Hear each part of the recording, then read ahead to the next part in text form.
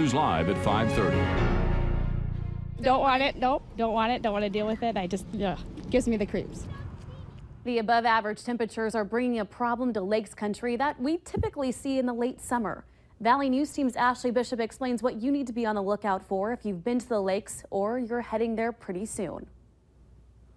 The lazy, hazy days of summer are upon us, and the warmer temperatures are bringing an itch no one wants earlier.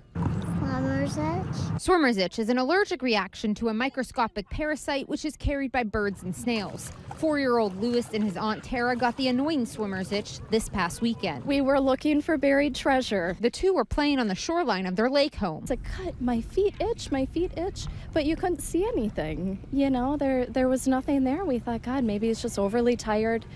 And sure enough, about 12 hours later, he came up with little red spots, look just like chicken pox. The DNR says the itching is not caused by the parasite, but your body's reaction as it fights off the foreign intruder. The temporary rash cannot be spread person to person, according to the DNR. Surprised that it was so early on in the season. It's been a really warm summer so far. I feel like it's been hot. Usually in June, I feel like it's cooler. We typically don't hear of the itching happening until July or August, once the water is warmed up. Tara Panzino says she isn't letting the pests ruin their fun and decided to go to a different part of the lake to play. What do? You keep plugging away. While other people say they will just stay on dry land for a little bit longer. We just try to avoid it and wait till ride it out. It's important to remember that not everyone is sensitive to swimmer's itch. Some people show no symptoms, even though others swimming at the same time and place break out severely. In Detroit Lakes, Minnesota, Ashley Bishop, Valley News Live. Now, there are ways you can avoid swimmer's itch. One tip is to apply a water repellent substance, such as a waterproof sunscreen or other skin oils, to reduce the ability of the parasite to penetrate the skin. You can find more tips and ways to treat the itch on our website. Just click on this story. It sounds like we'd better get out and enjoy this evening because tomorrow is looking very different from today. Robert, a nice day out there. Yeah, very nice day out there. We have had to deal with a bit of a breeze and some clouds from time to time, especially across portions of northern Minnesota. But those clouds have cleared along and west of the Red River for the most part and allow us to warm up into the 80s. 81 now in Fargo and Wahpeton, as well as in the Gwinner area. 80 in Jamestown, 83 Sisseton. Cooler underneath the clouds off towards the northeast. 69 Thief River Falls, 68 degrees in Baudette. Winds, they've been on the breezy side. They'll shift around to the southeast overnight tonight and through the day tomorrow, and be on the strong side, 15 to 25 miles per hour with some stronger gusts. There are the clouds pushing off towards the east. Underneath those clouds, a few sprinkles possible in far northern Minnesota, but not going to amount to very much. Here in Fargo, as we head through the rest of the evening, temperatures ever so slowly dropping on off to around 80 around 7 o'clock and the upper 70s for the 8 and 9 o'clock hours. We're going to show you real quick the severe outlook for tomorrow, and we'll have more on this in a few minutes. But there it is, an enhanced risk for the Southern Valley. And we have not one, but 2 rounds of severe weather possible tomorrow. And we'll detail those chances coming up in just a few minutes. Sounds good. And with this severe weather, always be sure to download the Valley News Live Storm Team Weather app. That way you'll get the latest forecasts, conditions, and even follow the radar live. Go ahead and search VNL Weather in the App Store and download it for free. An 18-year-old man is behind bars and could be facing attempted murder charges. Valley News Team's Ryan Laughlin joins us from Candu with much more on this developing story. I'm here in the Towner County courtroom where officials tell me tomorrow 18-year-old Sam Bjornsson will be sitting in that chair where he could be hearing attempted murder charges at his initial court appearance. Still, little details are known about how a domestic incident unfolded on Sunday evening when Bjornsson was arrested. More will be known tomorrow when he's taken from the Lake Region Correctional Center in Devils Lake to court here. Then documents will be filed and charges locked in. Law enforcement isn't commenting any further, citing an ongoing investigation.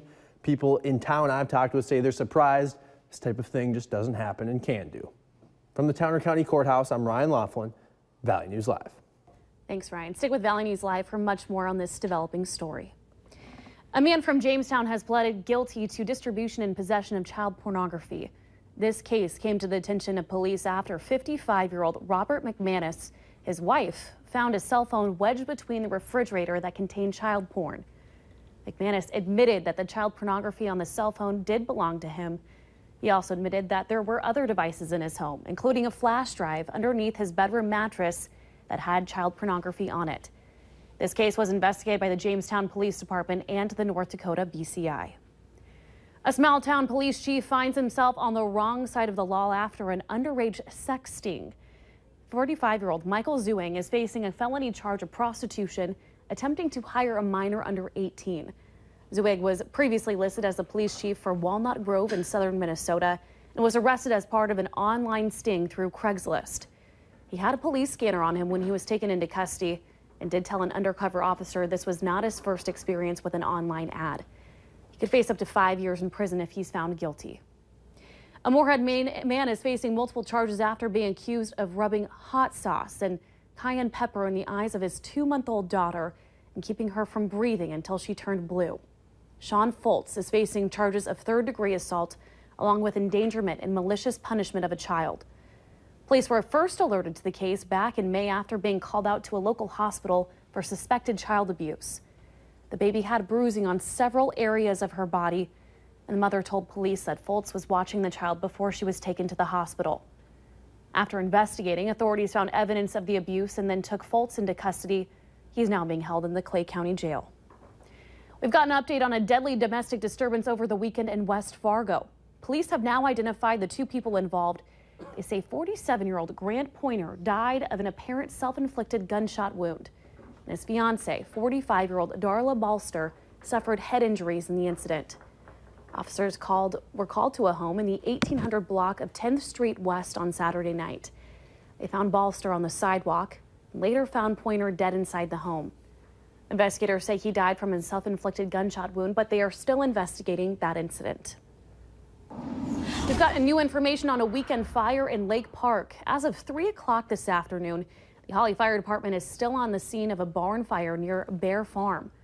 It's located in the 29,000 block of 40th Avenue South, just southeast of Holly. The owner, Amos Bear, says the structure is a complete loss, along with 134,000 chickens that were inside. The fire department says they used a nearby pond to put out most of the fire. Bear says they were lucky it didn't spread to two nearby barns, and that this loss will not put them under as a business. The cause is still under investigation. The Trump administration's travel ban suffers a defeat. Today, the Ninth Circuit Court of Appeals rejected President Trump's revised executive order. The judges said the president exceeded the scope of authority delegated to him by Congress. The judges affirmed a Hawaiian judge's decision that says the ban violated the Constitution because it disfavored Muslims. A lawyer for the state of Hawaii says the case focuses on religion and would have had a harmful effect on Muslims. The High Court is considering the Department of Justice request to approve the ban. It's also considering hearing a case on the issue. Attorney General Jeff Sessions will testify before the Senate Intelligence Committee tomorrow, asking for the hearing so that, in his words, the American people hear the truth directly from him. Sessions recused himself from overseeing the federal investigation to possible collusion between the Trump campaign and Russia back in March. This after he admitted to meeting with the Russian ambassador to the U.S. twice last year. Sessions will likely face questions about those meetings, but also about his involvement in the firing of former FBI Director James Comey. Javier Jorge Reyes, Giancarlos Nieves Rodriguez, Giancarlo Mendez Perez, Jerry Wright. The names of the 49 people killed at Pulse nightclub are read aloud in Orlando. A memorial service on the grounds of the now shuttered gay nightclub honored those who died and were injured during a mass shooting a year ago today. Organizers also recognized the first responders who rescued people, confronted the gunmen, treated the wounded, and comforted the families of the dead. And leaders assured the community love will triumph over hate.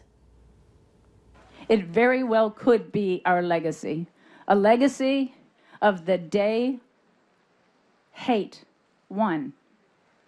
But we're not going to let that be our legacy. Thousands more are also expected to attend another vigil tonight in downtown Orlando. An 8-year-old boy has minor injuries after being hit by a car this morning in West Fargo. It happened at 1140 in the 300 block of 4th Avenue East. A car driven by an 18-year-old woman had stopped to let a large group of kids across the road. She'd been given the okay by an adult chaperone to drive ahead, but an 8-year-old boy ran in front of her car. The car hit the boy at a low rate of speed. He does have some minor scrapes on his arms and legs and was taken to a hospital by ambulance to be checked out further. A wish comes true today for a 15-year-old West Fargo boy. His name is Zachariah, and at this hour, he's probably enjoyed a ocean-cooled Florida breeze, courtesy of you, and also Make-A-Wish, North Dakota. Zachariah and his family arrived at Hector International Airport in style today, as you can see in that cool stretch limo. They prepared to board a flight to Orlando. He's fighting leukemia, and Make-A-Wish is sending him to Walt Disney World Resort to give him and his family a much-needed break. It is a big deal. He was very excited, and they just, as a family, want to get back to some normalcy, and we're very excited to go today. Zachariah and his family are staying at the Give Kids the World Village. It has all kinds of fun stuff, pools, rides, and games. What's more, ice cream is available 24/7 around the clock. He and his family are expected to return a week from today. It's time to be zen with your body in a community of people looking to help others. This is the second summer of FOGA put on by the YMCA. FOGA, in case you're wondering, stands for Fargo Organization Giving Through a Sauna. Hundreds participate in an outdoor yoga session, and each time their free donations go toward different area nonprofits. This year, it will be held every Wednesday at 6 p.m. in Island Park. For more information, we do have a link on our webpage at valleynewslive.com, or you can hit on our hot button. A Minnesota angler tied his own state record for flathead catfish last month. Look at that. The Minnesota Department of Natural Resources confirms that Jake Robinson of Shakopee caught a 49-inch flathead catfish back on May 15th on the Minnesota River near Savage. The fish appeared to be distinct from the one he caught back last year. That was the exact same length, which set the record in the catch and release category. Robinson's advice to anglers looking for flathead catfish: stay on the move every 20 minutes if you do not get a bite. Another retailer is closing some of its stores, but this time it's affecting children's clothing. That's still ahead tonight. Storm system sparking off some severe weather to our southeast moves away from us, but the storm system off towards the west sparking off severe weather approaches us as we head through tomorrow morning, giving us not one, but 2 rounds of severe weather. Your forecast details on that coming up right after this.